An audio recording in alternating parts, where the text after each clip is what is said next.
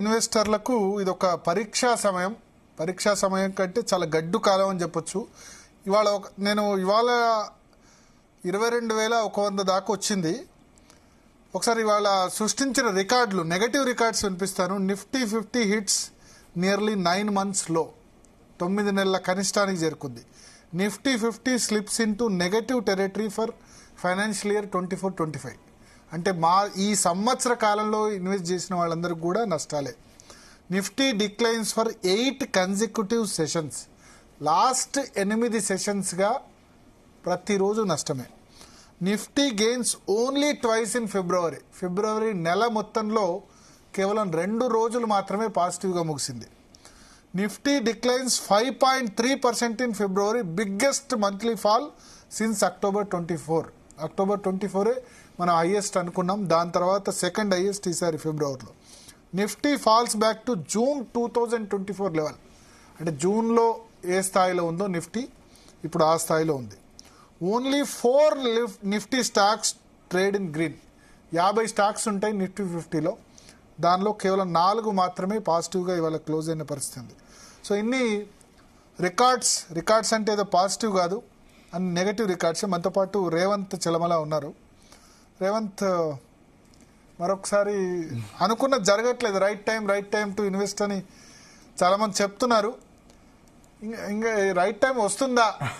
అప్పట్లో ఏదో India Pakistan match సంబంధించి మేరా నెంబర్ కబ్ ఆయేగా అని ఉండదు కదా, పాకిస్తాన్ అసలు గెలుస్తుందా లేదా ఈ వరల్డ్ కప్ లాంటి ఈవెంట్స్లో ఉన్నట్టు.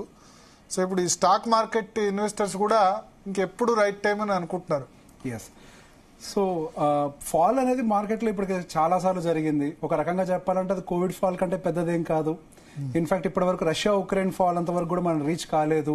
కానీ ఇక్కడ ఒక రికార్డ్ బ్రేక్ అవుతుంది. ఏంటి అని అంటే కన్సిక్యూటివ్ గా మనకి మంత్స్ అనేవి రెడ్ క్యాండిల్స్ ఫామ్ అవుతూ వెళ్ళటం. గత 28-30 సంవత్సరాల చరిత్రలో ఇన్ని నెలల పాటు కంటిన్యూస్ గా రెడ్ క్యాండిల్ ఫార్మేషన్ అనేది జరిగింది లేదు. సో ఒకేసారి మనకి అట్లా పడిపోయి పైకి లెగిచి మనకి రిటర్న్స్ ఇచ్చిన సందర్భాలు ఎన్నో ఉన్నాయి. లేదా ఒక 2-3 నెలలు కింద పడి మళ్ళీ ఒక గ్రీన్ క్యాండిల్ ఫామ్ చేసి మార్కెట్లో హోప్ ఇచ్చిన సందర్భాలు కూడా ఎన్నో ఉన్నాయి. కానీ ఇట్లా కన్సిక్యూటివ్ గా పడుకుంటూ వెళ్ళటమే మార్కెట్లో ధైర్యాన్ని దెబ్బ తీసుకుంటూ వెళ్తుంది. వాస్తవానికి ఇన్ని రోజులు నేను ధైర్యంగా ఉన్నాను, కానీ ఈ రోజు పడ్డ దాంతో కొంత నేను కూడా డిసప్పాయింట్ అయ్యాను. సో దానికి గన కారణం మనకి ఏదైతే ఒక లాంగ్ టర్మ్ ట్రెండ్ అనేది నిఫ్టీలో ఫాలో అవుతున్నామో మన 2020 నుంచి, దాని నుంచి కూడా బయటకు వచ్చేసింది. సో ఇట్ ఈస్ ఇండికేటింగ్ ఇంకొంతవరకు కూడా మనకి కన్సాలిడేషన్ కంటిన్యూ అవ్వచ్చు, రికవరీస్ అనేవి పెద్ద ఎత్తున రాకపోవచ్చు అని. స్టాక్ స్పెసిఫిక్ గా చూస్తే దాదాపుగా 82+ స్టాక్స్ అన్ని కూడా 25% కంటే ఎక్కువ పడిపోయినాయి. చాలా స్టాక్స్ 50% కంటే ఎక్కువగా పడ్డాయి. కొన్ని స్టాక్స్ 70-80% కూడా పడ్డాయి. And particular energy related stocks అయితే 80-75, అదాని గ్రీన్, ఇంతకు ముందు మనకి ప్రభుత్వం ఫామ్ చేయకముందు అదాని గ్రీన్, రైల్వే స్టాక్స్, ఇవన్నీ కూడా రికార్డ్ హై స్థాయిలో కూడా మనకి కనిపిస్తూ ఉన్నాయి. అట్లాంటిది అవన్నీ కూడా మనకి ఇప్పుడు 70% ఫాల్ అవ్వటం.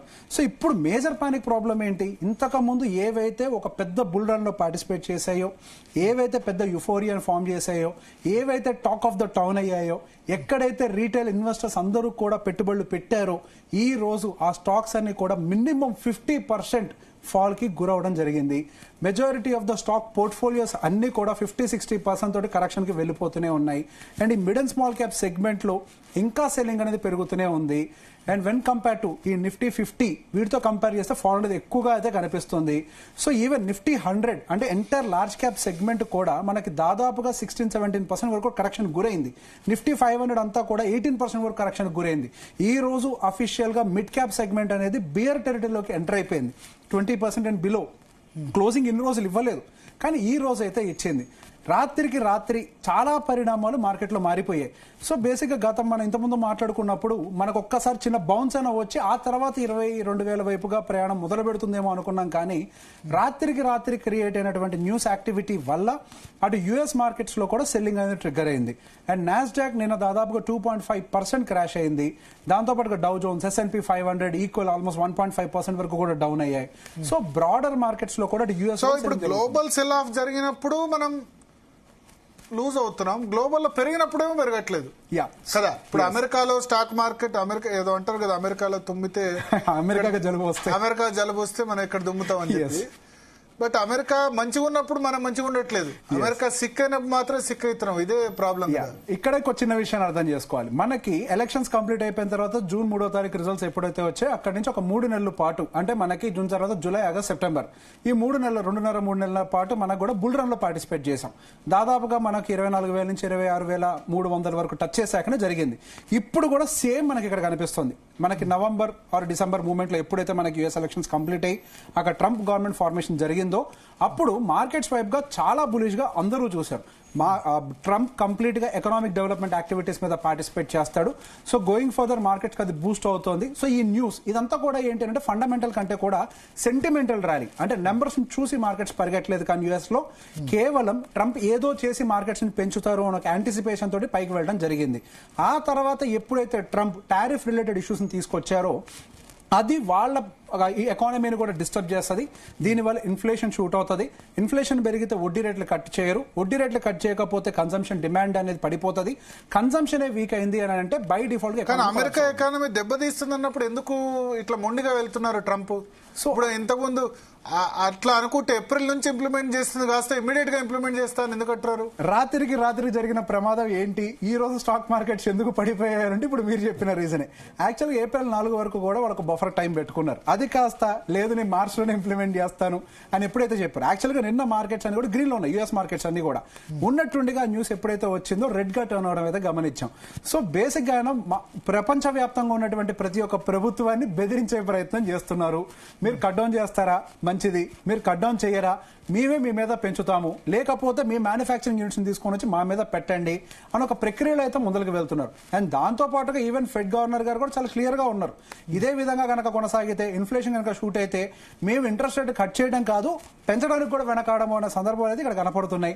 అండ్ రీసెంట్ గా ఇంకొక డేటా కూడా వచ్చింది క్లియర్ గా, service sector PMI data weekend గా రావడం కూడా యుఎస్ మార్కెట్ కి చాలా బ్యాడ్ సినారియో ఒక రకంగా చెప్పాలంటే.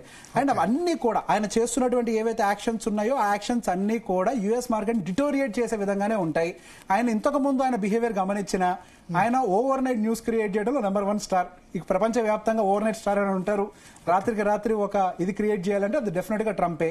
గోయింగ్ ఫర్దర్ కొద్దిగా సెటిల్ డౌన్ అవుతాయని అనుకుంటున్నాను నేను. ఇంత నెగటివిటీలో కూడా నేను కొన్ని పాజిటివ్ థింగ్స్ చెప్తాను రేవంత్ గారు మళ్ళీ మీతో స్టార్ట్ చేసే ముందు. Stock market crashes and recovery చెప్తాను నేను. హర్షద్ మెహతా స్కామ్ 1992 భారతదేశ స్టాక్ మార్కెట్ చరిత్రలో అప్పటికే అదే అతిపెద్ద ఫాల్. 54% స్టాక్ మార్కెట్ ఇండెక్స్లు పడ్డాయి. దాని రికవరీ మాత్రం 54% అంటే ఆల్మోస్ట్ 50% కోల్పోయింది స్టాక్ మార్కెట్. 54% మదుపర్ల సంపద కోల్పోయిన తర్వాత 2 సంవత్సరాల 4 నెలల్లో మళ్ళీ ఆ లెవెల్కు రికవరీ వచ్చింది. సో ఆల్మోస్ట్ 50% పోయినా సరే 2 ఇయర్స్లో, అంటే లాంగ్ టర్మ్ ఇన్వెస్టర్స్కు ఇది ఒక శుభవార్త. ఎందుకంటే హర్షద్ మెహతా కుంభకోణం వచ్చినా సరే 54% పడ్డా సరే లాంగ్ టర్మ్ ఇన్వెస్టర్స్ అంటే 3 ఇయర్స్ పైన ఇన్వెస్ట్ చేసేవాళ్ళు 2 ఇయర్స్ 4 మంత్స్లో మళ్ళీ గ్రీన్లోకి వచ్చేసారు. .com బబుల్ బర్స్ట్ 2000 సంవత్సరంలో 56% క్రాష్ అయింది ఇండియన్ స్టాక్ మార్కెట్. మళ్ళీ రికవరీ 2 ఇయర్స్ 3 మంత్స్.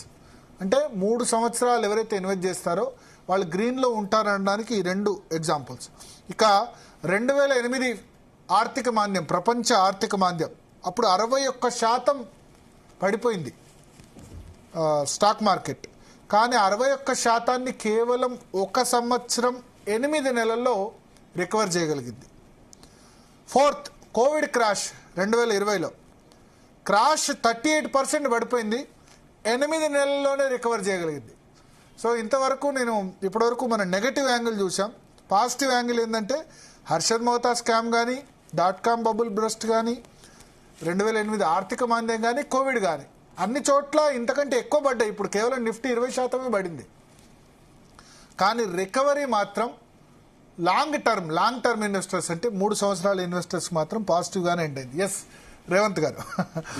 సో ఇప్పటివరకు మనం నెగటివ్ స్టోరీ గురించి చేసాం. పాజిటివ్ యాంగిల్ చెప్పండి. ఎందుకంటే చాలా వరకు ఏంటంటే అందరూ బ్యాడ్ న్యూస్ విని రక్తపాతం, లక్షల కోట్ల ఆవిరి ఇవన్నీ వింటారు కదా. సో వే ఫార్వర్డ్ ఫర్ అంటే పాజిటివ్ కావాలని చెప్పను, బట్ ఇన్వెస్టర్స్ కొంత ఇవాళ చాలా మంది పోర్ట్ఫోలియోలు పడిపోయి ఉంటాయి. అందరు కూడా దాదాపు 20-30%, 40%, 50% లాస్ లో ఉన్న వాళ్ళు కూడా ఉన్నారు. సో వాళ్ళకి ఏమైనా రే ఆఫ్ హోప్ ఏదైనా ఉందా? ఎస్. సో బేసిక్ గా మనం ఇక్కడ ఒక చిన్న డేటాను చూపించే ప్రయత్నం చేస్తున్నారండి. సో మనం సిస్టమేటిక్ గా ఇన్వెస్ట్ చేసుకుంటూ వెళ్తే విత్ డిసిప్లిన్ లో మార్కెట్ ఉంటే market at any given point of time return ఇస్తుంది అని అంటానికి కూడా కొన్ని పారామీటర్స్ తోటి 2006 నుంచి ఇప్పుడు 2025 వరకు కూడా అంటే దాదాపుగా ఒక 20 సంవత్సరాల వరకు కూడా మనం ఎస్ఐపిస్ చేసుకుంటూ వస్తే డిఫరెంట్ అంటే 5 years టైం ఫ్రేమ్స్ తోటి ఎక్స్పెరిమెంట్ చేసే ప్రయత్నం చేశాం.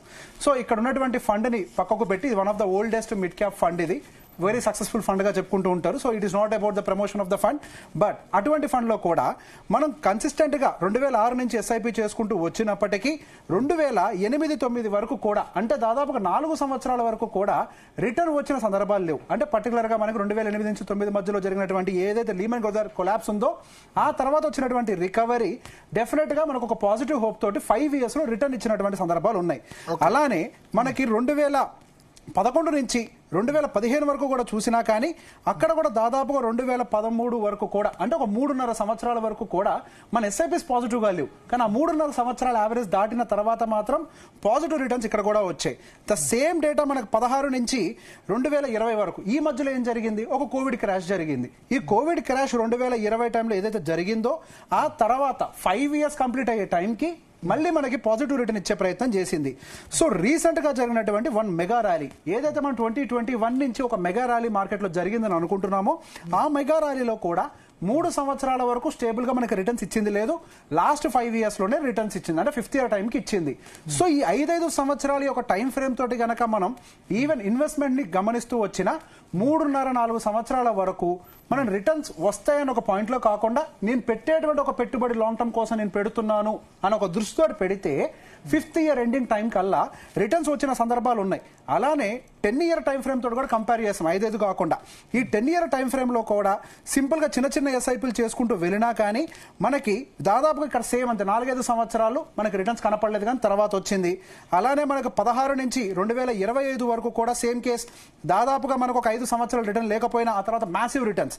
సో ఏ గ్రాఫ్ చూసినా కానీ మనకి కన్సిస్టెంట్ గా రిటర్న్ వచ్చే అవకాశాలు అయితే ఉన్నాయి. కానీ బట్ ఫాల్ ఎక్కడ వరకు వెళ్ళొచ్చు? ఇప్పుడు అందరికి డౌట్ ఏంటంటే నిఫ్టీ ఏ లెవెల్ వరకు వెళ్ళొచ్చు? కొద్దిమంది 19,000 బిలో కూడా అంటున్నారు. ఇవాళ 22,000 దగ్గరకు వచ్చింది ఇంకా. Yes sir. సో 19,000 అంటే ఇంకో 3,000 పాయింట్లు అంటే ఇంకొక ఇప్పుడున్న దాని ప్రకారం ఇంకొక 12-13%. ఇప్పుడు మన హర్షద్ మెహతా టైంలో 54% పడ్డది. 2000 సంవత్సరంలో 56% పడ్డది. కోవిడ్ టైంలో 38% పడ్డది. ఆర్థిక మాంద్యం టైం 2008లో 61% పడ్డది. సో ఇప్పుడు పడ్డది పెద్ద కాదు, ఇంకా మిగిలే ఉంది చాలా పడేందుకు అని అట్లా దాంతో ఆ సినారియోస్ తో కంపేర్ చేయొచ్చా? 50% అంటే నిఫ్టీ 26,000 నుంచి 13,000కి వచ్చే అవకాశం ఉందా ఆ ఫాల్ తో చూసుకుంటే? దాన్ని కూడా ఒకసారి టెక్నికల్ గా అనలైజ్ చేసే ప్రయత్నం చేద్దాం. సో ఇప్పుడు మనం చూస్తుంది అయితే వీక్లీ టైం ఫ్రేమ్ లో ఉన్నటువంటి ఒక మెగా ట్రెండ్, ఎప్పుడైతే మనకి కోవిడ్ ఫాల్ అప్పుడు ఒక బాటమ్ ఫార్మేట్ అయిందో అక్కడి నుంచి ఏదైతే ర్యాలీ ప్రారంభమైందో దానికి సంబంధించిన ఒక మెగా ట్రెండ్ ని మనం చూస్తున్నాము. సో ఇవాళ పర్టికులర్ గా మనకు ఒక బ్యాడ్ న్యూస్ ఏంటి అంటే ఆ ఒక ట్రెండ్ ని బ్రేక్ చేసి డౌన్ సైడ్ క్యాండిల్ చాలా అగ్రెసివ్ గా క్లోజ్ అయింది. ఏదో బాటమ్ లో క్లోజ్ అవటం కాదు, చాలా అగ్రెసివ్ గా బ్రేక్ చేసింది లాస్ట్ డే. ఈ రోజు మనం కొంత రికవరీ ఇచ్చి ఆ క్యాండిల్ మేబీ ఛానల్లోకి ఎంటర్ అవుతుందేమో అనుకున్నాము. అది కొంతవరకు బ్యాడ్ న్యూస్. ఒకవేళ ఈ ఫాల్ గనక ఎక్స్టెండ్ అయితే నెక్స్ట్ మన కండిషన్ ఏంటి అంటానికి, సో ఈ ఫాల్ స్టార్ట్ అయిన దగ్గర నుంచి కూడా మరొక ట్రెండ్ అనేది మనకు ఎస్టాబ్లిష్ అయింది. ఈ డౌన్ ట్రెండ్ ప్రకారం మనం గనక మాక్సిమం బాటమ్ ఎక్స్పెక్ట్ చేస్తే 21,500 దగ్గర బాటమ్ ఫార్మేషన్ జరగడానికి చాలా హై స్కోప్ ఉంది. సో బేసిక్ గా మనకి ఎప్పుడైతే ఎలక్షన్ రిజల్ట్స్ అనేవి వచ్చాయో ఆ రోజు ఒక మెగా ఫాల్ వచ్చింది. ఆల్మోస్ట్ 9.5% వరకు డిప్ అయి మళ్ళీ రికవర్ అయి మార్కెట్ పైకి వెళ్ళింది. సో 23,000 నుంచి 21,400కి వచ్చింది కదా ఆ రోజు. ఎస్, మోడీకి ఫుల్ మెజారిటీ రాదు అన్న రోజు June 4th నాకు డేట్ గుర్తుంది. 21,300 రిజల్ట్ రోజు 21,400కు పడిపోయింది. ఒకటే రోజు 9%, ఒకటే రోజు 10%. బహుశా చాలా రేర్ ఒకేషన్స్ కరోనా టైంలో అట్లా జరుగుతుంది. ఆ తర్వాత మళ్ళీ అంత మేజర్ ఫాల్, కానీ మళ్ళీ 2-3 days లోనే మళ్ళీ పికప్ అయిపోయింది. ద సేమ్ డే లోనే మాక్సిమం రికవరీ ఇచ్చేసింది. అక్కడ వరకు వచ్చినప్పటికీ కూడా దాదాపుగా మళ్ళీ 21,800 వరకు 400-500 పాయింట్. ఇప్పుడు ఆ మోడీ ఫాల్ అనొచ్చు కదా, మోడీ ఫాల్ దాటి వస్తుందా, ఇంకా కిందికి వచ్చే అవకాశం ఉందా? అక్కడికి రావడానికి మేజర్ గా మనకి అవకాశాలు లేవు. సో దానికి సంబంధించిన 21,400 దాకా కూడా రాదు. అక్కడికి వచ్చే అవకాశాలు కూడా పెద్ద ఎత్తున లేవు. సో బేసిక్ గా ఇప్పుడు ఏదైతే చూస్తున్నామో మనము ఈ పర్టికులర్ ఏరియాలో మనకంతా కూడా కన్సాలిడేషన్ ప్రీవియస్ గా కూడా జరిగిన సందర్భాలు ఉన్నాయి. అక్కడ మరింత సపోర్ట్ తీసుకునే అవకాశాలు ఉన్నాయి. అండ్ ఇన్ఫాక్ట్ నా ఎస్టిమేషన్ ప్రకారం మనకి ఫిబ్రవరి వరకు అయితే కంటిన్యూస్ గా లాస్ట్ 5 months రెడ్ క్యాండిల్స్ పడ్డాయి. అండ్ మార్చి నెలలో ఏదన్నా గ్రీన్ క్యాండిల్ పడే ఒక హోప్ కూడా ఉంది. దానికి గల కారణాలు మనకి ఇన్ఫ్లేషన్ డేటా కొంత కూల్ ఆఫ్ అవటం అనేది ఒక రకంగా మంచి విషయం. ఏమన్నా ఇన్ని నెగటివ్ల మధ్యలో పాజిటివ్ ఏముంది? ఏదో ఒక పాజిటివ్ న్యూస్ రావాలి కదా స్టాక్ మార్కెట్ పెరగాలంటే. సో ఫస్ట్ పడటానికి రీజన్ అంటే అర్థం చేసుకుంటే మనం ఏ పాజిటివ్ న్యూస్ కోసం వెతకాలో కూడా తెలుస్తుంది. ఏది పోగొట్టుకున్నామో తెలిస్తే ఏది పడటానికి రీజన్ ఎఫ్ఐ సెల్లింగ్ రీజన్ మన రిజల్ట్స్ బాగాలేకపోవడం, వాల్యుయేషన్స్ ఎక్కువ ఉండడం. ఇప్పుడు రిజల్ట్స్ రావు. Q3 అయిపోయింది, ఇంకా Q4 రావాలంటే ఏప్రిల్ వరకు మనం వెయిట్ చేయాల్సిందే. ప్లస్ ఎఫ్ఐ సెల్లింగ్ ఆగాలంటే అమెరికా మన ఇండియన్ మార్కెట్ లో అంత పాజిటివిటీ ఏముంది? జీడిపి ఫిగర్స్ కూడా రావు. జీడిపి ఫిగర్స్ కూడా ఏప్రిల్ లోనే వస్తాయి. వాల్యుయేషన్స్ ఇప్పటికిప్పుడు తక్కువ, మిడ్ క్యాప్ స్మాల్ క్యాప్ అయితే వాల్యుయేషన్స్ ఇంకా కూడా ఎక్కువ ఉన్నాయని అంటున్నారు. సో ఏం పాజిటివ్ వచ్చిందని చెప్పి మార్కెట్స్ రికవర్ అవుతాయి. ఎగ్జాక్ట్లీ. సో బేసిక్ ఇక్కడ మనం టెక్నికల్ గా కూడా చూసుకునేటప్పుడు ఎగ్జాషన్ ఆఫ్ సెల్లింగ్ అని చెప్పేసి అంటాం.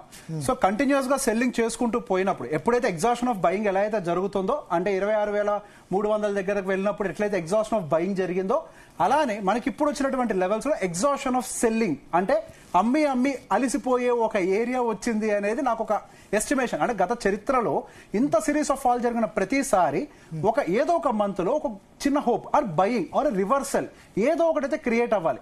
అట్లీస్ట్ వాళ్ళు సెల్లింగ్ ని ఇంకా ఎక్స్టెండ్ చేయాలి అన్నా కానీ వాళ్ళకి కొంతవరకు హోప్ ని క్రియేట్ చేయాలి. ఎప్పుడైతే కొంతవరకు రీటైలర్ కి మళ్ళీ హోప్ ని ఇస్తారో రీటైలర్స్ అగైన్ బయింగ్ మొదలు పెడతారు. ఉన్నాయా పైసలు రీటైలర్ దగ్గర? పెట్టి అలసిపోయారు రీటైలర్స్. ఇంకా దీన్ని చాలా మంది ఇప్పుడు అమ్మితే గనక లాస్ లో అమ్మే వాళ్ళు ఉండరు కదా, తక్కువ కదా, లాస్ బుక్ చేసుకునే వాళ్ళు ఉండరు. సో ఎక్కడి నుంచి వస్తాయి డబ్బులు? సో మ్యూచువల్ రిటైలర్ దగ్గర డబ్బులు అయిపోయినాయి. మ్యూచువల్ ఫండ్స్ కి ఇవ్వాలన్నా సిప్పులు పెట్టేవాళ్ళు. సిప్పులు ఏమో నెగటివే కదా.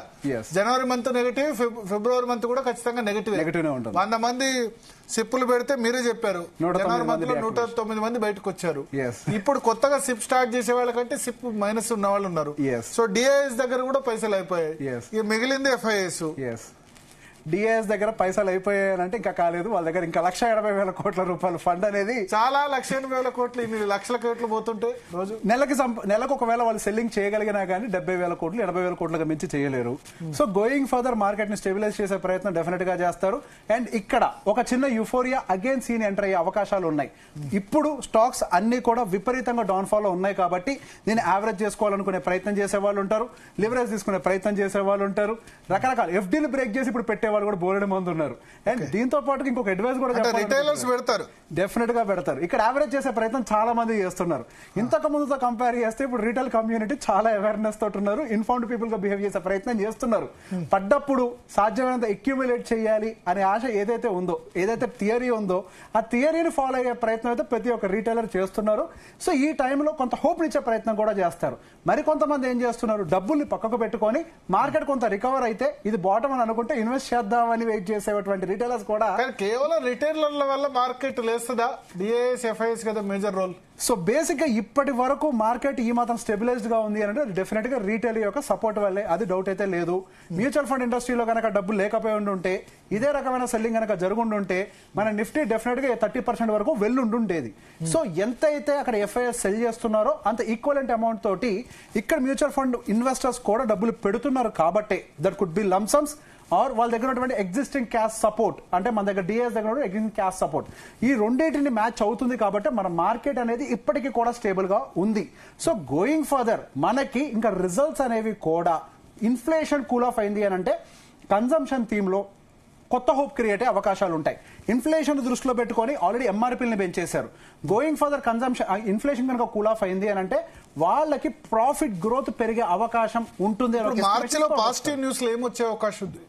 మేజర్ గా వచ్చే ఎస్టిమేషన్స్ అంతా కూడా ఇన్ఫ్లేషన్ చుట్టూ జీడిపి చుట్టూ మాత్రమే చూస్తూ ఉంటారు. తగ్గినట్టు వచ్చే అవకాశం, తగ్గే అవకాశాలు ఎక్కువగా ఉన్నాయి. సో రీసెంట్ గా వచ్చినటువంటి ఆర్బీఐ వాటిల్లో ప్రకారం కూడా ఇన్ఫ్లేషన్ కూల్ ఆఫ్ అవుతుంది అన్న దాని మీద ఎక్కువగా ఫోకస్ చేస్తున్నారు. అండ్ ఎస్, దాంతో పాటుగా జీడిపి ఇవాళ ఒక వార్త వచ్చింది, కుంభమేళా వల్ల జీడిపి పెరిగే అవకాశం ఉందని వార్త వచ్చింది. ఇదేమన్నా మండే పాజిటివ్ అవుతుందా?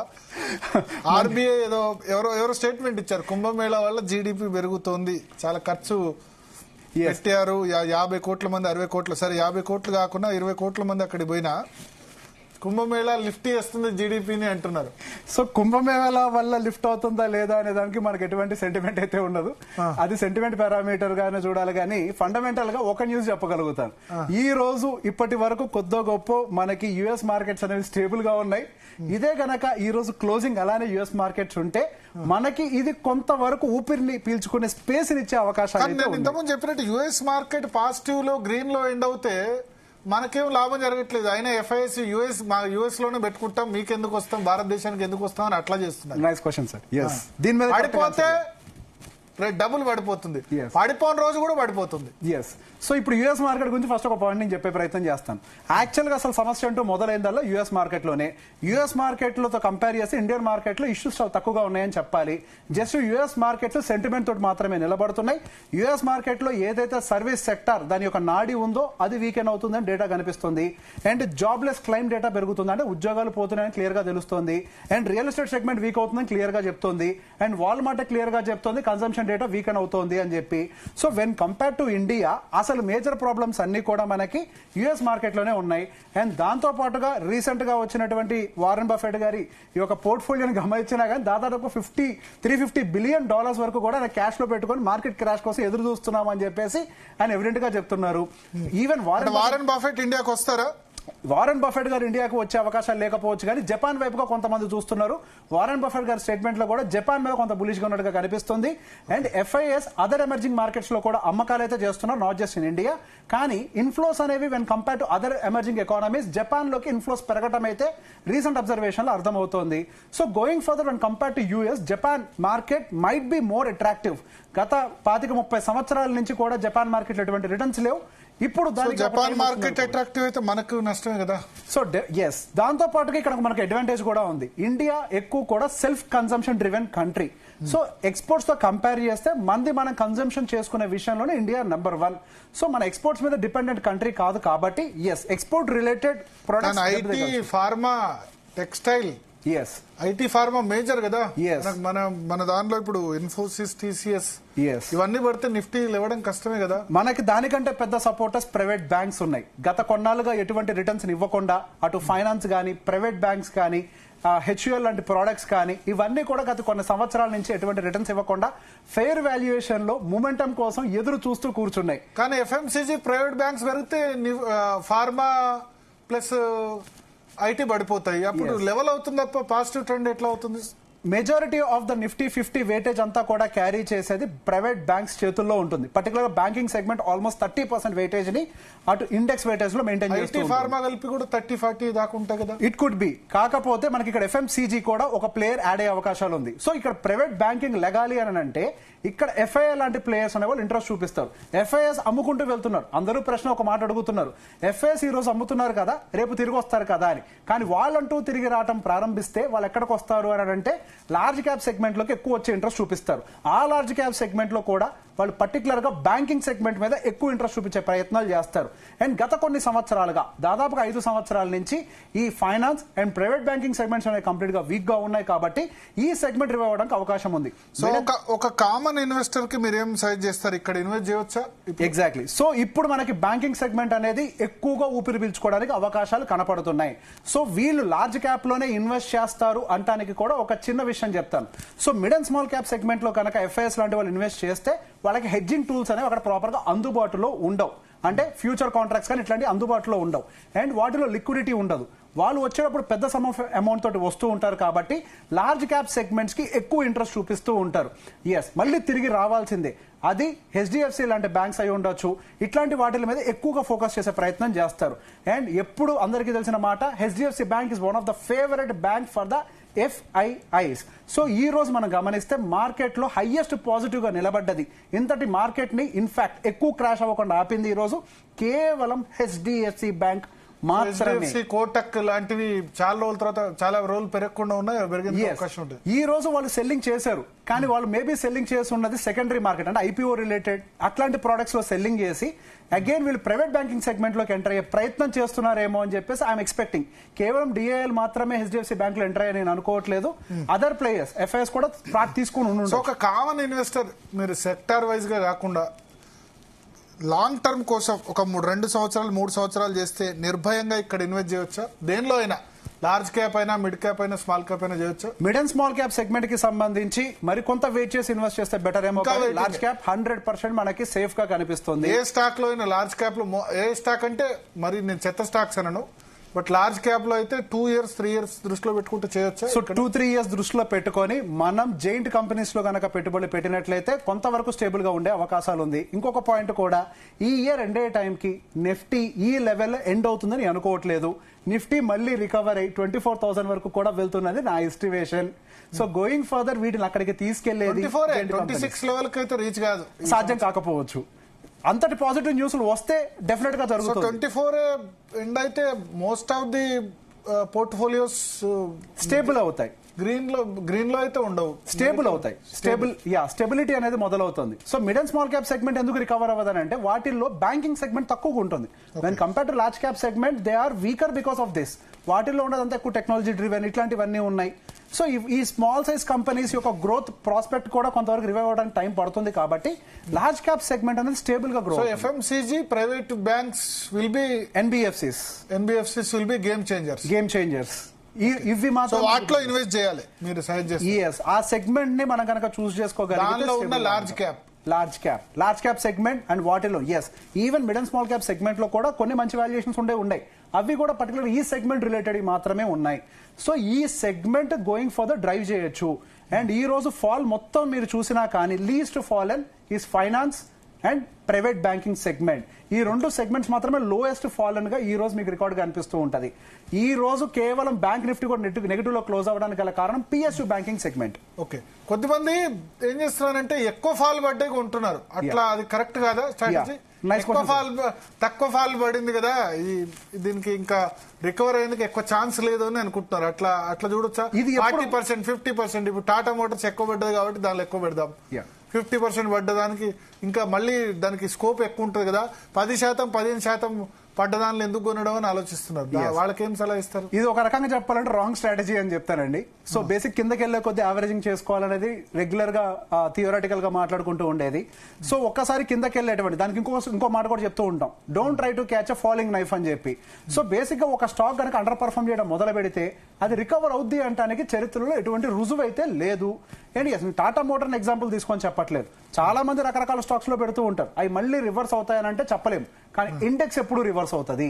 మనకు ఒక స్టాక్ రివర్స్ అవ్వచ్చు, కాకపోవచ్చు. ఆ రివర్సల్ అనేది ఆ కంపెనీకి ఉండేటువంటి నెంబర్స్, లీడర్షిప్, కాంపిటీటర్స్, ప్రైజింగ్, ఇట్లా ఎన్నో పారామీటర్స్ మీద డిపెండ్ అయి ఉంటాయి. అండ్ వాటి యొక్క వాల్యుయేషన్స్, ఇట్లా ఎన్నో పారామీటర్స్ ఉంటాయి. కానీ అదే ఇండెక్స్ లెవెల్లోకి వచ్చేసరికి డెఫినెట్ గా ఒక ప్లేయర్ పైన ఇంకొక ప్లేయర్ వచ్చి దాన్ని కాపాడే ప్రయత్నం చేస్తారు. అందుకే అంటూ ఉంటారు, market will always go up but stock may not go up. Okay. So ఇప్పుడు ఏం టెన్షన్ పడాల్సిన అవసరం లేదా? యాక్చువల్ గా ధైర్యంగా ఉండాల్సిన సందర్భం. మనం ఒక ఇల్లు మొదలు పెట్టడానికి, పునాది వేయడానికి ఎట్లయితే ముహూర్తం పెడతామో, ఇన్వెస్ట్మెంట్ మొదలు పెట్టాలి. 100% opportunity, there is no doubt. ఇట్లాంటి చాలా ఏమంటారంటే యూట్యూబ్ లో కామెంట్ చూస్తే ఇట్లా చెప్తారు, 6 నెలల అక్టోబర్ నుంచి చెప్తున్నారు ఆపర్చునిటీ వచ్చేది లేదు, ఏం లేదని. ఇంతకు మించిన ఆపర్చునిటీ ఇంకొకటి రాదు. ఎవరైనా ప్రయాణం ప్రారంభించాలి అని అంటే మంచి ముహూర్తం చూసుకుంటారు. ఆ ముహూర్తం ఏంటి అంటే ఒక ఇన్వెస్టర్ కి తక్కువ ప్రైస్ లో పడ్డప్పుడే. ఇప్పుడు మంచి ప్రైజెస్ లో మనకి ఇండెక్స్ అన్ని కూడా అందుబాటులో ఉన్నాయి. రియాలిటీ లాంటి సెగ్మెంట్లు కూడా 30% పడ్డాయి. ఆటో సెక్టర్ లాంటి సెగ్మెంట్లు కూడా 30% పడ్డాయి. ఎఫ్ఎంసీజీ 20% పడింది. Even banking, of course private banking ఒకటి మాత్రమే కొంచెం తక్కువలో పడింది, కానీ మిగతా మెజారిటీ ఆఫ్ ద సెగ్మెంట్స్ అన్ని కూడా 20% బిలో ఉన్నాయి. అండ్ గోయింగ్ ఫర్దర్ అవి నిదానంగా రికవర్ అవుతాయి. ఇది బాటమ్ అంటానికి లేదు, కానీ ఈ వాల్యుయేషన్ లో కొంటే మన హిట్టింగ్ ఎక్కువ తీసుకోవడానికి అవకాశం లేదంటాను. కొంతమంది ఏంటంటే రికవర్ అయిన తర్వాత కొందామని అనుకుంటున్నారు. అప్పుడు మీకు బస్ ఎక్కడానికి ఆపర్చునిటీ దొరకదు. ఎప్పుడు ఇదే ఎగ్జాంపుల్ చెప్తాను, బస్ ఆగున్నప్పుడు ఎక్కండి, పరిగెట్టేటప్పుడు ఎక్కే ప్రయత్నం చేస్తే అంటే అంత ఫాస్ట్ గా పెరుగుద్దా? ఎప్పుడైతే ఫాలింగ్ అనేది అంత ఫాస్ట్ గా వస్తుందో రికవరీ కూడా ఆపర్చునిటీ ఇవ్వదు. సో బేసిక్ గా కాన్ఫిడెన్స్ కూడా బిల్డ్ చేయదు. ఆ టైంలో అనుకుంటాం అరే కింద ఉన్నప్పుడు కనుక మనం ఎంటర్ అయి ఉంటే బాగుండేది అని అనుకునే అవకాశాలు ఎందుకు పెట్టుకోవాలి. ఇండెక్స్ లెవెల్ ఈ టైంలో కనుక ఎంట్రీలు తీసుకుంటే గోయింగ్ ఫర్ అసలు మన నెగిటివ్ చూసుకునే అవకాశాలు ఉండవు. ఎవరైతే నెగిటివ్ లో ఉన్నప్పుడు ఎంటర్ అవుతారో వాళ్ళు జీవితంలో నెగిటివ్ చూడకపోవచ్చు. అలా కాకుండా మంచి బుల్ రన్ ఉన్నప్పుడు కనుక ఎంటర్ అయితే నెగిటివ్ చూడడానికి ఎక్కువ ప్రాబబిలిటీ ఉంటుంది.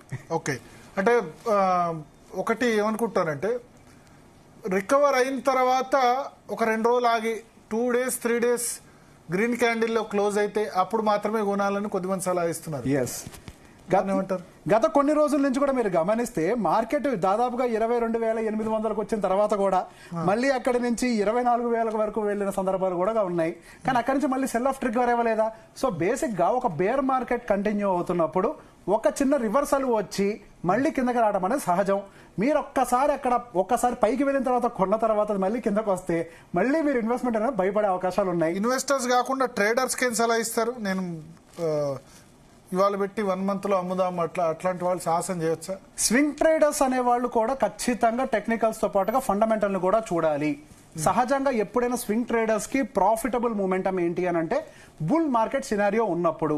అలా కాకుండా ఏదో ఫ్యూచర్ ని షార్ట్ చేసే వాళ్ళ కేసు డిఫరెంట్. బట్ స్టాక్ కొని క్యారీ ఫార్వర్డ్ చేసి స్వింగ్ ట్రేడింగ్ చేయాలనుకునే వాళ్ళు మాత్రం don't try to catch the falling knife. So swing trader కి ఎప్పుడైనా బుల్లిష్ మూమెంటం లో మాత్రమే డబ్బులు వస్తాయి. ఫాలింగ్ మార్కెట్ లో వాళ్ళు సంపాదించిన డబ్బులు క్యాపిటల్ కూడా పోగొట్టుకుంటారు. ఫైనల్ గా 20,000 వస్తుంది నిఫ్టీ అంటారు. ఎంత % ఛాన్స్ ఉంది 20,000 రావడానికి? నాకు టెక్నికల్ గా చూస్తుంటే పెద్ద ఎత్తున అవకాశాలు కనపడట్లేదు. మెజారిటీ ఆఫ్ ద కేసులో మార్కెట్ ఇక్కడ సపోర్ట్ తీసుకోవడానికి అవకాశాలు కనపడుతున్నాయి. 21,500 is the maximum that I can expect. ఎంత % అక్కడ ఆగేందుకు అవకాశం ఉంది? 80% దాకా అవకాశం ఉందా? నేను అనుకుంటున్నాను 100% అక్కడ ఆగుద్ది అని. 100%. మన మార్కెట్ లో too much of when compare to US markets మన మార్కెట్ అంత బ్యాడ్ గా లేదని నేను నమ్ముతున్నాను. మన వచ్చినటువంటి కార్పొరేట్ రిజల్ట్స్ కూడా సూపర్ గా లేకపోవచ్చు. They are almost in line with expectation. Large cap segment, mid and small cap is bad, there is no doubt. So ఈ లార్జ్ క్యాప్ సెగ్మెంట్ మార్కెట్ ని స్టెబిలైజ్ చేస్తుందని నేను గట్టిగా నమ్ముతున్నాను. రేపు ఏప్రిల్ లో రాబోయేటువంటి రిజల్ట్స్ కొద్దిగా అటు ఇటుగా ఉన్నా గైడెన్స్ అనేది బెటర్ గా ఇస్తారు. And even RBI is very clearly telling. So you are 100% sure 21,500 కిందకి అక్కడ దాకా కూడా వెళ్తుందని నమ్మకం నాకు లేదు. బట్ స్టిల్ 21,500 20,000 అయితే రానే రాదు. 21,500 is the maximum level, I believe. అంతే 20,000 రాదు. I'm very 100%. అంటే నేను పెట్టుకున్న 100% షూర్ అది. నిజంగా మీరు చెప్పింది జరగాలని కోరుకుందాం, మనస్ఫూర్తిగా దాన్ని కోరుకుందాం. ఎందుకంటే వందలాది అంటారు, కోట్లాది మంది దీనివల్ల సఫర్ అవుతున్నారు. ఎందుకంటే సోమవారం పొద్దున్న లేవగానే ఎప్పుడు గుడ్ న్యూస్ గుడ్ న్యూస్ అయితే లేదు. 8 సెషన్లుగా గుడ్ న్యూస్ లేదు. ఎప్పుడు కూడా 8 సెషన్లు కాదు, ఇన్ఫాక్ట్ అక్టోబర్ నుంచి గుడ్ న్యూస్ కంటే బ్యాడ్ న్యూస్ లే ఎక్కువ. లాస్ట్ 3 years గా పెరిగిన బుల్ మార్కెట్ చూసిన వాళ్ళకైతే డెఫినెట్లీ వాళ్ళు డిసప్పాయింట్ అవుతున్నారు లాస్ట్ 6 months గా. చూద్దాం, మంచి మీరు అన్న మాట నిజం కావాలని చాలా మంది కోరుకుంటున్నారు. 21,500 కిందికి రావడానికి 100% అవకాశం లేదని రేవంత్ అంటున్నారు. ఇదే మోస్ట్ ఇన్వెస్టర్స్ కోరుకుంటున్నారు, ఇదే మంచి టైం అంటున్నారు. సో లాంగ్ టర్మ్ ఇన్వెస్టర్స్ అయితే ఖచ్చితంగా ఇది ఇన్వెస్ట్ చేయాల్సినందుకు కరెక్ట్ సమయం అని రేవంత్ చెప్తున్నారు. చూద్దాం ఏం జరుగుతుందన్నది. అక్టోబర్ నుంచి ఫిబ్రవరి డిసప్పాయింట్ చేసింది. మార్చ్ అయినా మంచి సిగ్నల్ ఇస్తుంది. మార్చ్ అయినా గ్రీన్ క్యాండిల్ క్లోజ్ అవుతుంది. మార్చ్ అయినా ఇన్వెస్టర్స్కు మంచి లాభాలను ఇస్తుందని అయితే మనం ఆశిద్దాం. ఇది Zee debate DNA with Bharat.